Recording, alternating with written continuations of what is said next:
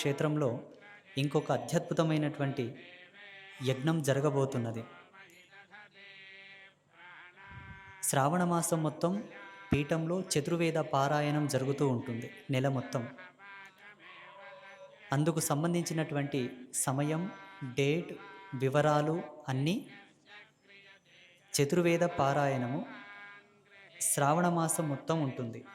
శ్రావణ శుక్రవారం నుండి అనగా జూలై 25వ తారీఖు నుంచి మొదలుకొని జూలై 25వ తారీఖు 2025వ సంవత్సరం ఈ సంవత్సరం శుక్రవారం శుద్ధ పాడ్యమి నుండి ఆగస్టు 23వ తారీఖు అమావాస్య వరకు అనగా ఆ రోజు శనివారం ఆగస్టు 23 అమావాస్య శనివారం వరకు సంపూర్ణ చతుర్వేద పారాయణం జరుగుతుంది.